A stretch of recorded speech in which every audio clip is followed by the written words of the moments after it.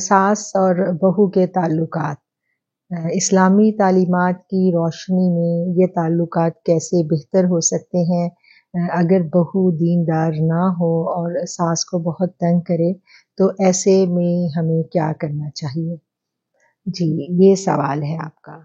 اور یہ اس کا جو جواب ہے وہ دینے سے پہلے میرا خیال ہے کہ ہم اس رشتے کی اہمیت پر تھوڑی سی روشنی ڈال لیں کہ اللہ تعالیٰ نے ہر رشتہ جو ہے انسان کی زندگی میں وقت کے ساتھ جو عمر گزرتی ہے مختلف رشتے انسان کی زندگی میں نئے بنتے ہیں، اور ہر رشتے کے اللہ نے اپنے حقوق رکھ دیے، اپنے فرائض رکھ دیے، اور ایک چیز جو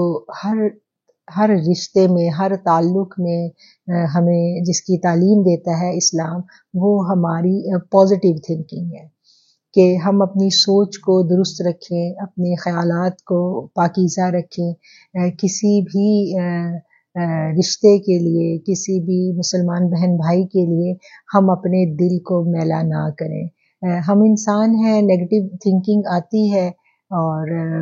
کچھ رویوں سے انسان دل برداشتہ ہو کے نیگیٹو سائڈ پہ چلا بھی جاتا ہے، تو کوشش ہماری یہی ہونی چاہیے کہ ہم اپنی سوچ کو پازیٹیو رکھیں اور ہر رشتے کو اللہ کی تعلیمات کی روشنی میں ہم جو ہے اس کا حق ادا کرنے کی کوشش کریں۔ تو جو بچوں کی تربیت کرنے والے جو لوگ ہیں نا، وہ یہ کہتے ہیں کہ پیرنٹنگ کا جو اصول ہے سب سے پہلا وہ یہ ہے کہ بچہ ابھی دنیا میں نہیں آیا، اس کی صرف آپ کو امید لگی ہے اور آپ کو خبر پہنچی ہے کہ آپ کے ہاں بچہ آنے والا ہے، تو اس وقت سے ہی اس کی تربیت جو ہے وہ ماں کو شروع کر دینی چاہیے، یعنی اس کے پیدا ہونے سے پہلے ہی ماں نے اس کے لیے اپنا رویہ اور اپنی پرسنالٹی میں چینجز کرنی ہے۔ جو اب نئی جو ہماری سائیکالوجی ہے وہ یہی کہتی ہے۔ بالکل اسی طرح میرے خیال میں جو بہو ہے، اس کا جو انتخاب ہے اس کو کرنے سے پہلے ہی ہمیں اپنی جو پریورٹی ہم بناتے ہیں اس میں سب سے اولین ترجیح جو ہے وہ دینداری رکھنی چاہیے کہ وہ اللہ اور اس کے رسول صلی اللہ علیہ وسلم سے ڈرنے والی ماں کی بیٹی ہو، اور یعنی اس گھرانے کا تعلق جو ہے وہ اللہ کے ساتھ کیسا ہے۔ اگر ہم سوچیں تو یہ والی جو شرط ہے، جب ہم اپنی بہو کی تلاش کے لیے ایک لسٹ بناتے ہیں نا، تو اس میں شاید یہ شرط ہم رکھنی بھول جاتے ہیں، جس کی وجہ سے پھر مسائل آتے ہیں۔ تو پہلی شرط تو یہی، پہلی جو بات ہے وہ یہی ہے کہ ہم جب بہو کو ڈھونڈیں تو ہماری پرائورٹی کیا ہونی چاہیے۔ اگر تو پرائورٹی اس وقت دنیا ہے اور اب ہم اس میں دین تلاش کر رہے ہیں تو پھر تو بہت مشکل ہو جائے گا۔ اور جتنے بھی رشتے ہیں، ہر رشتے کی خوبصورتی جو ہے، جو اس کو جو اسٹرانگ کرتی ہے چیز، وہ اسلامی تعلیمات کرتی ہیں، وہ مذہب کرتا ہے۔ اگر کوئی شخص مذہب میں اپنے عقائد میں اسٹرانگ ہے تو وہ ہر رشتے کو بڑی خوبصورتی سے نبھاتا چلا جاتا ہے۔ اور مسائل تو تب بھی آتے ہیں، مذہبی لوگوں کی زندگی میں بھی مسائل تو آتے ہیں، لیکن وہ اتنا زیادہ ان کو شدت سے تکلیف میں نہیں ڈالتے،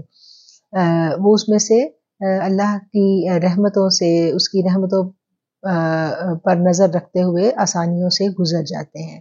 تو کیا ہے کہ پہلی جو پرائورٹی ہے وہ تو یہ ہے کہ جب بہو ڈھونڈنے کا سفر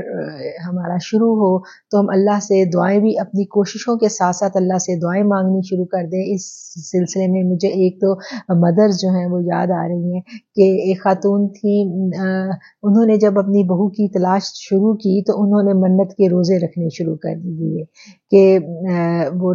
روزہ رکھتی تھی منت کا کہ اللہ میں بہو ڈھونڈنے جا رہی ہوں یا بہو دیکھنے جا رہی ہوں، تو میری بہو جو ہے مجھے اچھی نیک دینا اور میرے اس کے ساتھ تعلقات جو ہیں وہ اچھے رہیں۔ تو انہوں نے منت کے روزے پتہ نہیں کتنے رکھے، اور پھر اس کے بعد جب ان کی بہو آئی تو وہ الحمدللہ بہت جو ان کا تھا، جیسی ان کی سوچ تھی یا جیسی ان کی خواہش تھی اس کے عین مطابق ان کو اپنی بہو جو ہے ملی اور ان کے ایکسیلنٹ ریلیشنز ہیں. اور ایک اور ہماری بہن تھی، انہوں نے جب یہ سلسلہ شروع کیا بہو ڈھونڈنے کا، تو انہوں نے وہ بتا رہی تھی کہ انہوں نے بہت زیادہ دعائیں مانگنی شروع کی، اور دعائیں بھی کیا کہنا چاہیے، اللہ سے وہ بہت کرتی تھیں، اور یہ دعا کہتی کہ میں نے بکثرت اللہ سے مانگی. وہ دعا ہے نا، ربی انی لما انزلت الی من خیر فقیر، کہ اے میرے اللہ جو میری طرف جو اچھی چیز اتارے میں اس کی محتاج ہوں. تو یہ دعا کہتی ہے کہ میں نے بہت کثرت سے مانگی بہو کی تلاش کے سفر کے دوران. تو الحمدللہ ان سے بھی جب ملاقات ہوتی ہے، بات ہوتی ہے، تو وہ بھی ہمیشہ اپنی بہو سے بے حد خوش ہیں. اور پہلا مرحلہ تو یہ آ گیا کہ تلاش جب ہم شروع کریں تو نفل حاجت کے پڑھنے شروع کر دیں، اللہ سے دعائیں مانگنی شروع کر دیں کہ اللہ نیک بیٹیاں آئیں جو ہماری فیملی کا حصہ بنیں. اور دوسری ایک اور خاتون سے میری ملاقات ہوئی، میری بہت ہی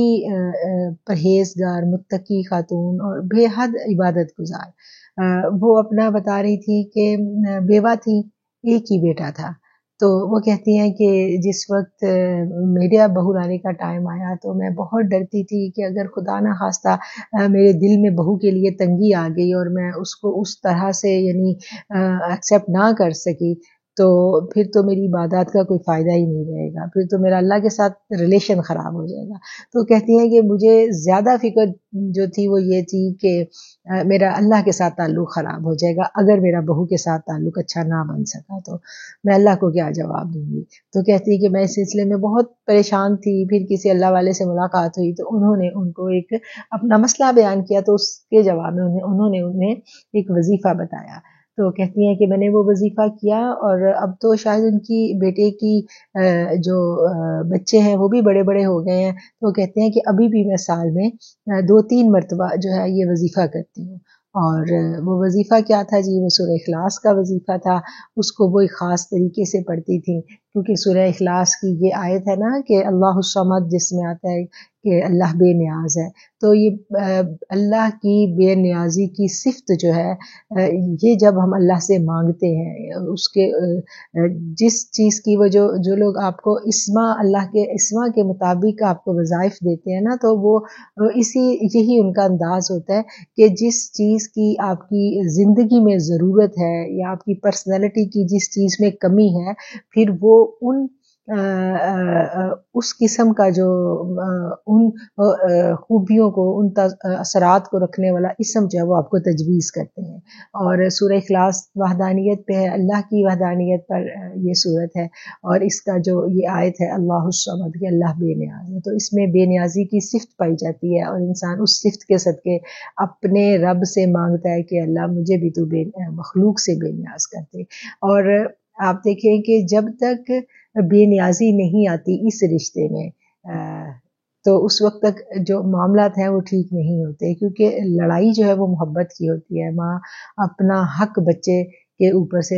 جو ہے وہ کسی صورت بھی اپنے حقوق اور اپنا جو تصرف ہے وہ اپنی اولاد سے نہیں چھوڑنا چاہتی. وہ ہر حال میں اپنے آپ کو نمبر 1 دیکھنا چاہتی ہے. تو پھر جب بیوی کے ساتھ، اس کے جو بہو کے ساتھ اس کے جو ریلیشن کی خرابی کی ایک وجہ یہی ہوتی ہے کہ وہ اپنی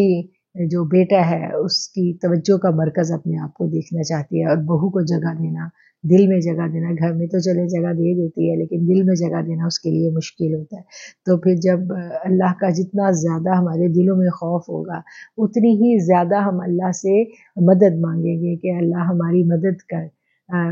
بات وہی آ جاتی ہے کہ ہم کسی کی ذات پہ ہمیں کوئی اختیار نہیں ہے، ہم کسی کو سدھار نہیں سکتے. ہاں، ہم اپنی ذات پر ہمارا اختیار ہے، اور ہم اپنے عمل میں تبدیلی کے ذریعے، اپنی ذات پہ تبدیلی کے ذریعے جو ہے وہ ہم کسی بھی ریلیشن کو بہتر کر سکتے ہیں، اور اس کی جو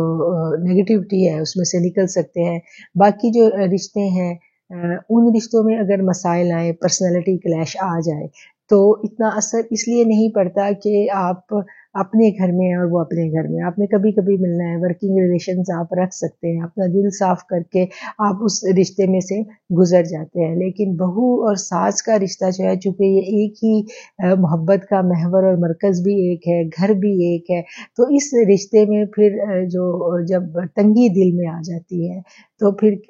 دل میلا ہونے لگے تو پھر اللہ جو ہے وہ میلے دلوں میں نہیں رہتا. تو جو سمجھدار خواتین ہیں، جو اللہ سے ڈرنے والی خواتین ہیں، وہ پھر اس چیز کو محسوس کرتی ہیں کہ اس رشتے کی وجہ سے ہمارے رب سے تعلق خراب نہ ہونے پائے. جیسے آپ نے کہا، جیسے آپ نے محسوس کیا، ڈیفینیٹلی یہ ایک بہت پازیٹیو تھنکنگ ہے جو ہم آج میں دیکھتی ہوں کہ جو دین کو سمجھنے والی خواتین ہیں ان میں یہ پازیٹیو تھنکنگ پیدا ہو رہی ہے، اور وہ اس چیز کو سمجھ رہی ہیں کہ ہماری نیت یا ہماری اس